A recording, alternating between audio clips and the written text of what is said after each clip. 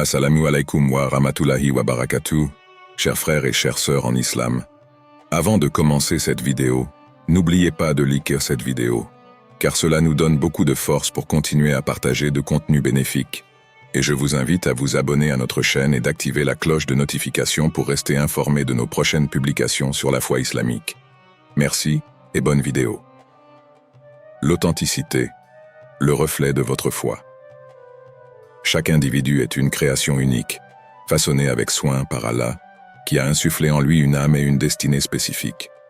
Accepter cette singularité est une preuve de foi et de gratitude envers celui qui nous a créés. L'authenticité, c'est le miroir de notre foi. Un acte qui consiste à aligner nos paroles, nos pensées et nos actions sur nos valeurs profondes. Comme Allah nous le rappelle, ne convoitez pas les faveurs par lesquelles Allah a élevé les uns au-dessus des autres. Pour les hommes, il y aura une part de ce qu'ils auront acquis, et pour les femmes, une part de ce qu'elles auront acquis. Et demandez à Allah de sa grâce. Allah, certes, est omniscient. Sourate An-Nisa 4.32. Ce verset nous enseigne la beauté de la justice divine et la nécessité de vivre en acceptant les dons d'Allah, plutôt que d'essayer de devenir quelqu'un d'autre. Être soi-même, c'est se libérer des masques imposés par la société. C'est affirmer ses forces et ses faiblesses avec humilité et courage. L'authenticité attire naturellement les cœurs. Lorsque vous vivez en accord avec votre véritable essence, les autres perçoivent votre sincérité. Vous n'avez pas besoin de chercher l'approbation des hommes, car celle d'Allah suffit. Cette sincérité est une lumière intérieure qui éclaire votre chemin et inspire les autres à rechercher leur propre vérité. Dans cette quête, l'authenticité ne signifie pas la perfection. Elle demande un effort constant pour améliorer nos faiblesses, tout en honorant les bénédictions qu'Allah nous a accordées. C'est reconnaître que chaque jour est une opportunité de croissance spirituelle, un pas de plus vers le chemin de la piété. Prenez un moment pour réfléchir. Êtes-vous en harmonie avec ce que vous ressentez au plus profond de vous? Vos actes reflètent-ils la pureté de votre foi? À travers l'authenticité, vous devenez un reflet vivant des enseignements islamiques, une preuve que la foi peut illuminer même les cœurs les plus sombres. 2. La présentation personnelle, un reflet de la beauté d'Allah. L'apparence est bien plus qu'une question de superficialité. Elle est un témoignage visible de la foi, une manière subtile de refléter la dignité et les valeurs qu'Allah a gravées en nous. Prendre soin de son apparence, s'habiller avec soin et maintenir une hygiène impeccable ne sont pas de simples préférences, mais des actes d'adoration et de respect envers soi-même, envers autrui, et surtout envers Allah. Allah dit dans le Coran, « Ô enfants d'Adam, prenez vos parures pour chaque lieu de prière. Mangez et buvez, mais ne commettez pas d'excès, car il n'aime pas ceux qui commettent des excès. » Sourate Al-Araf 7.31. Ce verset nous enseigne la modération et l'importance de se présenter dignement, particulièrement dans les moments d'adoration. Le prophète Muhammad, paix et bénédiction sur lui, a également montré l'exemple en s'habillant avec soin et en valorisant la propreté, car il savait que cela reflète l'éthique musulmane et renforce la communauté. Prendre soin de soi est un acte de gratitude envers Allah pour le corps qu'il nous a confié. Chaque vêtement propre, chaque goutte d'eau utilisée pour l'hygiène personnelle peut devenir un acte de dévotion si nous les réalisons avec l'intention de plaire à Allah. C'est aussi un moyen de respect envers les autres, car en veillant à notre présentation, nous montrons que nous valorisons leur présence et l'environnement où nous nous trouvons. En outre, une apparence soignée a le pouvoir d'inspirer confiance et respect, que ce soit dans une mosquée, un lieu de travail ou un cadre social. Elle projette des valeurs d'ordre, de discipline et de dignité, des qualités profondément enracinées dans les enseignements islamiques. Cela ne signifie pas opulence ou extravagance, mais plutôt simplicité et élégance, deux traits chers à notre foi. Prenons exemple sur le prophète Muhammad, paix et bénédiction sur lui, qui valorisait la propreté et la présentation personnelle comme une sunna essentielle. En suivant son exemple, nous renforçons non seulement notre foi, mais également l'image de l'islam dans le monde, en montrant que nous sommes une communauté qui valorise la beauté intérieure comme extérieure. 3. La propreté, une manifestation de la foi. La propreté, en islam, dépasse les notions de simple hygiène. C'est un pilier fondamental qui reflète la pureté du cœur et l'état de la foi. Le prophète Muhammad, paix et bénédiction sur lui, a enseigné « La propreté est la moitié de la foi ». Cette parole renforce l'importance d'intégrer la propreté dans chaque aspect de nos vies, qu'il s'agisse de notre corps, de nos vêtements ou de notre environnement. Allah nous rappelle dans le Coran, « Et Allah aime ceux qui se repentent, et il aime ceux qui se purifient. » Sourate Al-Baqarah 2:222. Ce verset met en lumière le lien intime entre la purification spirituelle et physique, nous invitant à être vigilants dans nos habitudes quotidiennes. Se laver avant la prière, maintenir des vêtements propres ou garder nos lieux de vie organisés ne sont pas de simples détails. Ce sont des actes de gratitude envers Allah et des moyens de préserver notre état de pureté pour accomplir nos obligations religieuses. La propreté est aussi une forme de dawa silencieuse. Un musulman propre et soigné projette une image positive, attirant les cœurs vers la beauté de l'islam. Elle montre que nous sommes une communauté qui valorise l'ordre, la discipline et le respect de la création d'Allah. Cette pratique influence également notre santé mentale et physique, car un environnement sain contribue à un esprit clair et à un corps fort. Au-delà de l'aspect physique, la propreté nourrit aussi notre âme. Chaque acte de purification, que ce soit les ablutions, wudu, ou le bain rituel, ghusl, nous rappelle l'importance de renouveler notre foi et de nous préparer pour rencontrer Allah dans nos prières. Cela nous enseigne à éliminer non seulement la saleté physique, mais aussi les impuretés spirituelles comme la rancune, l'orgueil ou l'envie. En adoptant la propreté comme un mode de vie, avec l'intention de suivre la sunna, chaque geste devient un acte de dévotion. C'est un rappel constant que l'islam n'est pas seulement une foi de rituel, mais aussi une religion qui valorise l'harmonie entre le corps, l'âme et l'environnement. L'importance des soins personnels, une responsabilité divine. Dans l'islam, prendre soin de soi est bien plus qu'un choix personnel. C'est une reconnaissance des bénédictions qu'Allah nous a accordées, la santé, la jeunesse et le temps. Ces trésors, éphémères par nature, nécessitent une gestion prudente, comme l'a enseigné le prophète Muhammad, paix et bénédiction sur lui. Profite de 5 choses avant 5 autres. Ta jeunesse avant ta vieillesse, ta santé avant ta maladie, ta richesse avant ta pauvreté, ton temps libre avant d'être occupé, et ta vie avant ta mort. Rapporté par Al-Hakim. Ces paroles nous rappellent que notre corps est une amana, dépôt, confié par Allah.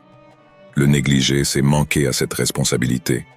Cela inclut maintenir une alimentation saine, pratiquer une activité physique régulière et accorder à notre corps le repos qu'il mérite.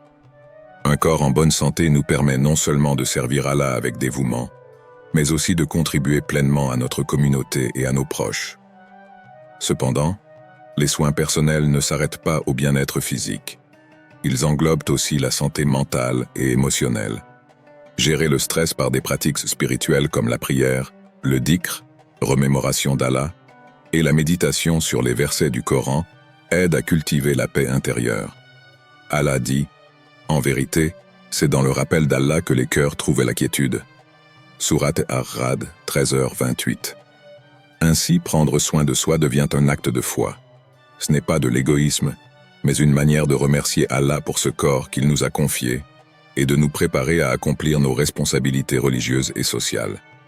Les soins personnels consistent également à reconnaître ses limites et à chercher un équilibre dans la vie. En honorant notre santé, nous montrons notre gratitude pour les dons d'Allah et nous assurons que nous sommes toujours prêts à répondre à ses appels, que ce soit à travers la prière, les bonnes actions ou le service envers autrui. 5. Maîtriser le langage corporel, une expression de sérénité. Le langage corporel est un outil puissant, souvent plus éloquent que les paroles elles-mêmes. Le prophète Muhammad, paix et bénédiction sur lui, était un maître dans l'art de la communication non verbale.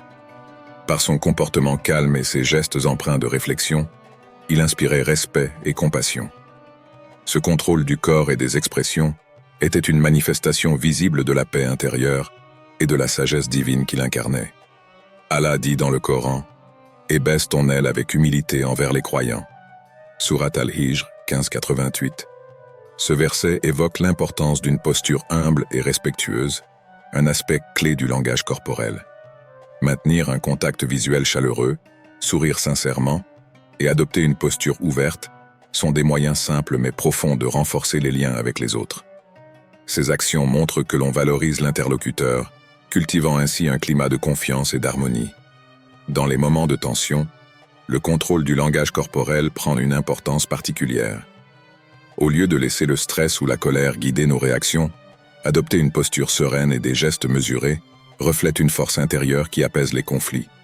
Le prophète, paix et bénédiction sur lui, a dit « Le fort n'est pas celui qui domine les autres par sa force, mais celui qui sait se maîtriser lorsqu'il est en colère. » Rapporté par Al-Bukhari et Muslim. Maîtriser le langage corporel, c'est aussi faire preuve de douceur dans les gestes, de modération dans les mouvements et de considération dans chaque interaction. Cela ne se limite pas à ce que l'on montre extérieurement, mais reflète également l'état intérieur du cœur et de l'âme. Chaque geste intentionnel peut devenir un acte d'adoration, si nous le faisons avec l'intention de suivre les pas du prophète et de respecter les enseignements d'Allah.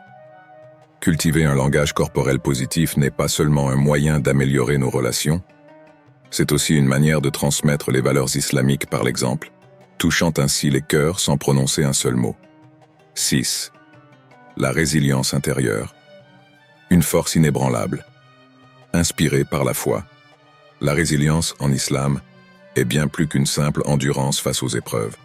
C'est une qualité spirituelle profondément ancrée dans la foi et la confiance en Allah. La vie du prophète Muhammad, paix et bénédiction sur lui, témoigne d'une force intérieure exemplaire. Face aux défis, il demeurait patient et reconnaissant, illustrant l'équilibre parfait entre soumission à la volonté divine et action persévérante. Allah dit dans le Coran « Ne faiblissez pas et ne vous affligez pas alors que vous êtes les supérieurs si vous êtes croyants. » Sourate Al-Imran, 339. Ce verset rappelle que les croyants, par leur foi, possèdent une force supérieure qui leur permet de surmonter les épreuves. La résilience, en islam, ne consiste pas à ignorer la douleur ou la difficulté, mais à transformer chaque épreuve en une opportunité de purification et de croissance spirituelle. Le prophète, paix et bénédiction sur lui, a également enseigné comment merveilleux est l'état du croyant. Tout ce qui lui arrive est un bien. S'il est touché par une joie, il remercie Allah et c'est un bien pour lui. S'il est touché par une difficulté, il patiente et c'est un bien pour lui. Rapporté par Muslim. Cette vision change notre manière d'appréhender les hauts et les bas de la vie. La gratitude dans les moments de facilité renforce notre lien avec Allah, tandis que la patience dans les épreuves affine notre caractère et purifie notre âme. Cultiver la résilience intérieure, c'est adopter une perspective où chaque instant de la vie, qu'il soit agréable ou difficile, est vu comme une partie du plan parfait d'Allah. Cela nous apprend à équilibrer humilité et force, confiance et persévérance. Lorsque cette résilience est enracinée dans la foi, elle rayonne autour de nous. Elle inspire ceux qui nous entourent, offrant un exemple de stabilité et de maturité spirituelle. En devenant des piliers de force pour les autres, nous honorons l'héritage du prophète, paix et bénédiction sur lui, et incarnons les valeurs qui élèvent une communauté. 7. La confiance silencieuse, une puissance ancrée dans la modestie. En islam, la confiance en soi est une qualité subtile et profonde, éloignée des démonstrations ostentatoires ou de l'arrogance. Elle repose sur l'humilité et la foi, deux piliers inséparables qui forgent une personnalité équilibrée et inspirante. Le prophète Muhammad, paix et bénédiction sur lui, a dit « La modestie et la foi sont inséparables. Si l'une disparaît, l'autre disparaît également. » Rapporté par Al-Hakim. Ce hadith illustre que la véritable confiance naît d'une relation sincère avec Allah. Elle ne s'exprime pas par des paroles bruyantes ou des gestes exagérés, mais par une assurance intérieure qui émane d'une conscience claire de ses responsabilités et de ses limites. Cette confiance silencieuse attire naturellement le respect et la confiance des autres, car elle reflète une paix intérieure et une stabilité émotionnelle. Allah rappelle dans le Coran « Ne détourne pas ton visage des gens avec arrogance, et ne marche pas sur terre avec insolence. Allah n'aime pas le présomptueux, plein de glorioles. » Sourate Luqman 31-18. Ce verset met en garde contre l'orgueil et valorise l'humilité comme un trait essentiel de la confiance. Une personne humble n'a pas besoin de prouver sa valeur à travers des démonstrations extérieures, car elle est déjà en paix avec elle-même et avec son Créateur. La confiance silencieuse permet de naviguer dans la vie avec sérénité. Elle favorise des relations empreintes de respect mutuel et d'empathie, car elle repose sur l'écoute, la compréhension et une volonté d'apprendre des autres. Cette qualité inspire également une admiration naturelle, car elle dégage une force tranquille et une dignité qui ne demandent aucune validation extérieure. Cultiver cette forme de confiance, c'est vivre en harmonie avec ses valeurs, en se souvenant que chaque talent et chaque succès est une bénédiction d'Allah. En adoptant une attitude modeste, nous devenons des exemples vivants de foi et d'équilibre, des sources d'inspiration pour ceux qui nous entourent. 8. La pratique du silence, un outil de sagesse. Dans un monde bruyant et chargé d'émotions, le silence se révèle être une arme puissante et souvent sous-estimée. Ce n'est pas une simple absence de parole, mais un acte intentionnel, une discipline qui offre une profondeur inégalée. Le silence, lorsqu'il est pratiqué avec sagesse, devient une porte vers la réflexion et la paix intérieure. Comme enseigné dans l'islam, celui qui croit en Allah et au jour dernier, qu'il dise du bien ou qu'il garde le silence. Ces paroles éclairantes nous rappellent que chaque mot prononcé a un poids et une conséquence. Nos paroles, qu'elles soient douces ou tranchantes, façonnent nos relations et influencent notre environnement. Mais que se passe-t-il lorsque nous choisissons le silence à la place? Le silence est une pause précieuse, un moment où l'esprit peut se libérer des distractions. Dans ces instants, on peut véritablement écouter, non seulement les paroles des autres, mais aussi les murmures de notre âme. Allah nous offre dans le silence une opportunité unique de méditer sur sa grandeur, de contempler sa création et de ressentir sa proximité. En effet, il dit dans le Coran, et il médite sur la création des cieux et de la terre. Seigneur, tu n'as pas créé cela en vain, gloire à toi. Épargne-nous le châtiment du feu. Sourate Al-Imran 3191. En pratiquant le silence, nous apprenons également à contrôler nos émotions. Cela ne signifie pas réprimer ce que nous ressentons, mais plutôt prendre le temps de comprendre nos réactions. La colère, la frustration ou même la tristesse peuvent être transformées en une énergie constructive si elles sont traitées dans un espace de calme. De plus, le silence favorise des relations solides. Il encourage une écoute attentive, une qualité souvent négligée mais essentielle pour comprendre les autres. En écoutant véritablement, nous offrons à ceux qui nous entourent un cadeau rare, l'attention sincère et le respect. Enfin, le silence devient une forme de dhikr en soi. Dans le calme, les mots du souvenir d'Allah prennent un sens plus profond. Les phrases simples comme Subhanallah ou Alhamdulillah résonnent plus intensément lorsque le cœur et l'esprit sont apaisés. 9. La gratitude, une vertu fondamentale. Dans chaque moment de la vie, que ce soit dans la joie ou l'adversité, la gratitude est une lumière qui illumine le cœur et guide l'âme vers Allah. Ce n'est pas une simple réaction face aux bienfaits évidents, mais une reconnaissance profonde que tout, absolument tout, provient du Seigneur des mondes. Dans le Coran, nous trouvons cette puissante vérité. Si vous êtes reconnaissant, très certainement j'augmenterai mes bienfaits pour vous, mais si vous êtes ingrat, mon châtiment sera terrible. Sourate Ibrahim 14:7. Ces paroles nous enseignent que la gratitude n'est pas seulement un acte spirituel, mais une clé pour attirer davantage de bénédictions. Elle transforme notre perception et nous fait voir les trésors cachés, même dans les moments difficiles. Le prophète Muhammad, paix et bénédiction sur lui, est l'exemple ultime de la gratitude. Malgré les épreuves qu'il a traversées, il ne cessait de remercier Allah, souvent à travers des prières longues et sincères. Quand ses compagnons lui demandaient pourquoi il priait si intensément, il répondait « Ne devrais-je pas être un serviteur reconnaissant ?» Ce dévouement nous rappelle que la gratitude ne se limite pas à des mots, mais se manifeste aussi dans nos actions. Être reconnaissant signifie reconnaître qu'Allah est l'unique source de tout bien. Même les défis que nous rencontrons contiennent une sagesse divine. Par exemple, une épreuve peut renforcer notre patience, purifier notre cœur ou nous rapprocher d'Allah. En adoptant cette vision, la gratitude devient un acte de foi et de soumission. La gratitude purifie l'âme. Elle nous éloigne des sentiments de jalousie, de mécontentement et de matérialisme. Elle renforce également notre bien-être mental en nous aidant à concentrer notre attention sur ce que nous avons plutôt que sur ce que nous n'avons pas. Des études modernes confirment que pratiquer la gratitude régulièrement améliore la santé mentale et physique, réduisant le stress et augmentant le bonheur. En cultivant cette vertu, nous devenons également plus généreux. Une personne reconnaissante est plus encline à partager ses bénédictions, créant un cercle vertueux de bonté et de solidarité au sein de la communauté. La gratitude devient ainsi un moyen de renforcer les liens sociaux et de construire des relations harmonieuses. 10. La bienveillance, le reflet de la foi. La bienveillance est une lumière qui éclaire les cœurs et transforme les relations humaines. Le prophète Muhammad, paix et bénédiction sur lui, a souligné son importance, déclarant que « les meilleurs d'entre vous sont ceux qui sont bons envers les autres ». Ces mots, porteurs d'une sagesse intemporelle, rappellent que la gentillesse va au-delà des gestes ponctuels. Elle est un état d'esprit ancré dans la foi et l'amour pour les créatures d'Allah. Être bienveillant, c'est choisir la patience face à la négativité et l'amour face à l'hostilité.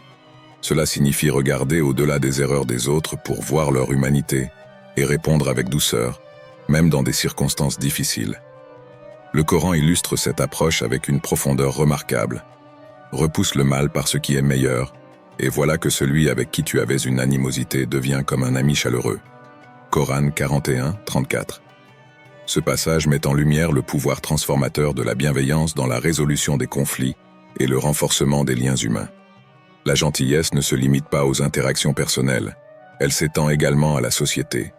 Offrir son aide à ceux dans le besoin, soulager les fardeaux des autres et cultiver un environnement de compassion sont des actes qui construisent des communautés harmonieuses.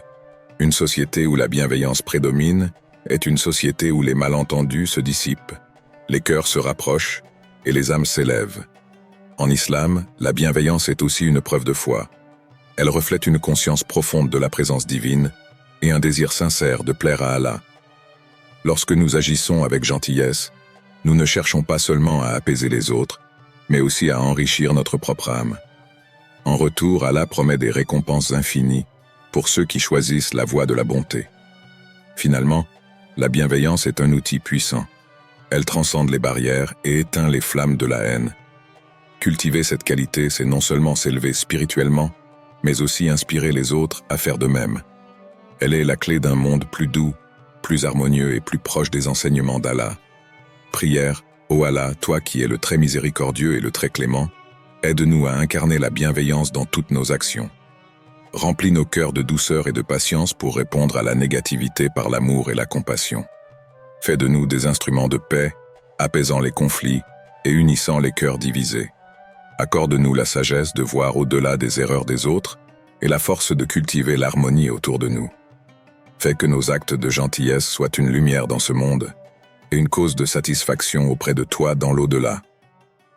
Amen.